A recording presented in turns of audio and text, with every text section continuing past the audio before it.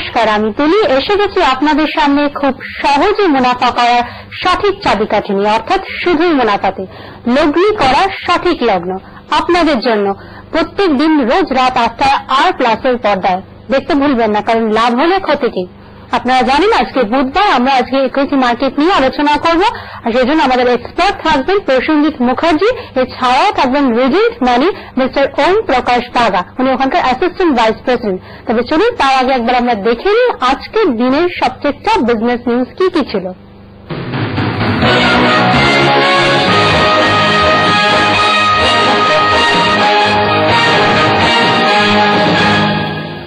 প্রথমে বাড়ল জিডিপি, তারপর ইন্ডাস্ট্রিয়াল প্রোডাকশন। পরিসংখ্যান বলছে গত 2 বছরের মধ্যে এই মুহূর্তে ভারতে ইন্ডাস্ট্রিয়াল প্রোডাকশন সবচেয়ে বেশি, প্রায় 11.7% কাছাকাছি আছে। এই হারে যদি ভারতের বৃদ্ধি হয় প্রত্যেকটি ক্ষেত্রে, তাহলে খুব তাড়াতাড়ি ভারতের ইকোনমিক গ্রোথ 8% আশেপাশে চলে আসবে বর্তমান অর্থনৈতিক বছরে। মূলত কনজিউমার ডিউরেবল ও ক্যাপিটাল গুডস এই দুটি ক্ষেত্রে বৃদ্ধির হার সবচেয়ে বেশি উল্লেখযোগ্য। কনজিউমার ডিউরেবলের ক্ষেত্রে বৃদ্ধির হার দাঁড়িয়ে আছে 37.3% কাছাকাছি, আর ক্যাপিটাল গুডসের 12.2%। প্রসেনজিৎ, ইন্ডাস্ট্রিয়াল প্রোডাকশন জিডিপির পর ইন্ডাস্ট্রিয়াল প্রোডাকশনে ফ্যান্টাস্টিক একটা নাম্বার, রিয়েলি গুড নাম্বার। আর এই নাম্বারগুলো যদি যেরকম তুলি বললো, এই নাম্বারগুলো যদি কন্টিনিউ করতে থাকে তাহলে আমাদের 8% বা 8.5% জিডিপি পৌঁছানো কিন্তু খুব বেশি মুশকিল হবে না। নাও এর মধ্যে আমাদের যেটা মনে রাখতে হবে যে আমাদের এগ্রিকালচারাল প্রোডাকশনের যে হারে বাড়ছে ওটা কিন্তু খুব বেশি এনকারেজিং নয়, বাট আমরা যেটা এক্সপেক্ট করছি এই উইন্টারের রেইনফলটা খুবই ভালো হবে। আর যদি সেরকম যদি হয় তাহলে আমাদের এই বছরই হয়তো 8% বা 8.25% আমরা হয়তো দেখতে পাবো। আর সেটার এফেক্ট কিন্তু আমাদের মার্কেটেও আসবে, মার্কেটে দুভাবে আসবে। ফার্স্ট অফ অল আমাদের যারা এগ্রিকালচারাল যে পপুলেশনটা আছে, প্র্যাকটিক্যালি 45% ওয়ার্কিং পপুলেশন এগ্রিকালচারালের উপর ডিপেন্ড করে, আর ওনাদের যে গ্রোথ অফ ইনকাম হবে সেটাও কিন্তু মার্কেটে একটা ভালো পজিটিভ এফেক্ট দেবে। So overall excellent number. প্রাইসের ক্ষেত্রে তাহলে কিছুটা এক্সপেক্ট করা যাচ্ছে যে ফুড প্রাইসে তো এবার যেহেতু ফুড প্রাইস সাইক্লিক্যাল জিনিস একটা, ওটা কমবে। চিনি যোগানের ক্ষেত্রে বাধা, প্রচুর পরিমাণ চিনি রপ্তানি এবং এর ফলে চিনি লাগাম ছাড়া মূল্য বৃদ্ধি সাধারণ মানুষের কপালে নিঃসন্দেহে চিন্তার ভাঁজ ফেলেছে। কিন্তু এই সবকিছুর মধ্যে উত্তরপ্রদেশ সরকারের সিদ্ধান্ত, উত্তরপ্রদেশের কোনো পরিমাণে চিনি আমদানি করতে দেবে না যতক্ষণ না দেশে উৎপন্ন সমস্ত আখ পিষে চিনি তৈরি হচ্ছে। এটা শুধুমাত্র আখ চাষীদের কথা ভেবে এবং সাধারণ মানুষের কথা ভেবে, যা সত্যি নজিরবিহীন। এই মুহূর্তে দেশে যেখানে অন্যান্য জায়গায় চিনির দাম বেড়ে চলেছে, সেখানে উত্তরপ্রদেশ গভর্নমেন্টের এই যে একটা দেখো, এর মধ্যে একটা মানে একটা পিওর ইকোনমিক্স ছাড়া এর মধ্যে একখানা মানে পিওর ইকোনমিক্স ছাড়া এর মধ্যে একখানা ডিগ্রি অফ পলিটিক্সও আছে। আর পলিটিক্সটা এমন ভাবে দাঁড়াচ্ছে যে মহারাষ্ট্র যদি আমরা দেখি, মানে নাগপুর লবিটা, আর তার সঙ্গে যদি আমরা ইউপি লবিটা দেখি, যেখানে সুগার কেন অ্যাভেলেবিলিটি এই দুটো জায়গায় খুব বেশি, আর এখানে ক্রাশিংও খুব বেশি হয়। ওখানে একটা চিফ মিনিস্টার বলছে যে আমাদের র সুগার আর মানে ওখানে ইম্পোর্ট করা যাবে না।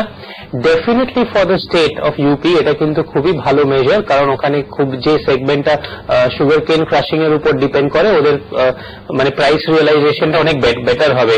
কিন্তু এইটা আরেকখানা স্টেটকে, মানে নাগপুর ভিত্তিক যে মহারাষ্ট্র বেল্টটা আছে ওটাকে কিন্তু একটু প্রেসারে ফেলে দেবে। সো পলিটিক্সে হয়তো কিছু একখানা ঝামেলা দেখা যেতে পারে। ইকোনমিক্যালি চাষীদের জন্য, ইউপির চাষীদের জন্য, সুগার কেন ফার্মারদের জন্য, ক্রাশারদের জন্য এটা কিন্তু ডেফিনেটলি ভালো স্টেপ। বীমা সংস্থাগুলির জন্য আইপিও সংক্রান্ত একটি নতুন গাইডলাইন খুব শীঘ্রই আইআরডিএ শুরু করতে চলেছে এবং খুব সম্ভবত তা মূল্যায়ন হতে চলেছে ফেব্রুয়ারিতে 2010-এ, জানিয়েছেন IRDA chairperson mister J Harinarayan. এটার ক্ষেত্রে তুমি কি মনে করো? এটা যদি ইউনিট লিঙ্ক বলছি, ইন্স্যুরেন্স পলিসি কোম্পানিগুলো যদি এই বছর আইআরডিএ গাইডলাইন্স ফেভারেবল পায়, আমি মনে করি যে এটা ফাইন্যান্সিয়াল সেক্টর ইনভেস্টমেন্টের জন্য কিন্তু একখানা গেম চেঞ্জার। ওটা পুরো ফাইন্যান্সিয়াল সেগমেন্টটাকে চেঞ্জ করে দেবে। কারণ আমাদের যেটা দেখছি যে আমরা অলরেডি জানি 4খানা ইন্স্যুরেন্স, লাইফ ইন্স্যুরেন্স কোম্পানি দাঁড়িয়ে রয়েছে, খুব ইচ্ছে দেখাচ্ছে যে ওরা পাবলিক যেতে চায়, কিন্তু কয়েকটা রুলস রুলস আছে, যেরকম 10 বছর থাকতে হবে, কিছু প্রফিটেবিলিটি রুলস আছে, ওইগুলো যতক্ষণ না ওরা মিট করছে এখন দাঁড়িয়ে ওরা কিন্তু পাবলিক ইস্যু আনতে পারবে না। কিন্তু আইআরডিএ যেভাবে নতুন রুলগুলো দেখছে, আমরা দেখবো যে ফাইন্যান্সিয়াল সেগমেন্ট, যেখানে ব্যাংক ছাড়া বেশি খুব অর্গানাইজেশন নেই বড়, ওখানে কিন্তু বেশ কিছু বড় অর্গানাইজেশন ঢুকবে।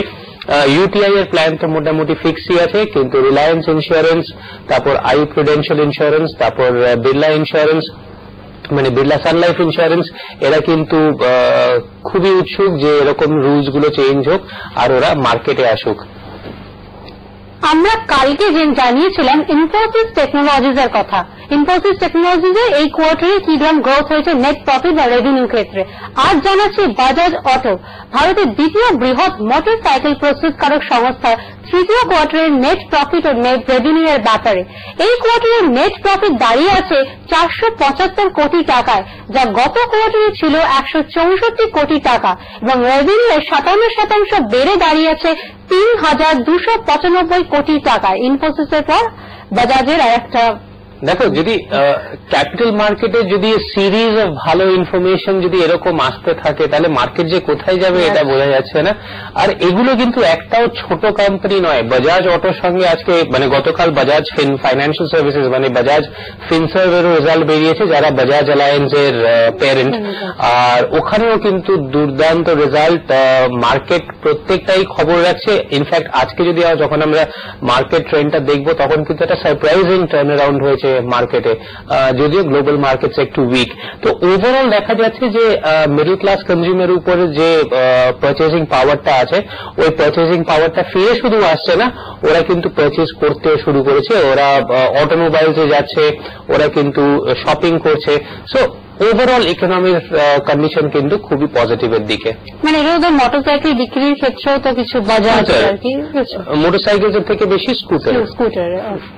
আমাদের সময় হয়ে গেছে ছোট্ট বিরতির পর ফিরে আসছি। কোথাও যাবেন না, কারণ লাভ হলে ক্ষতি কি। সঙ্গে থাকুন।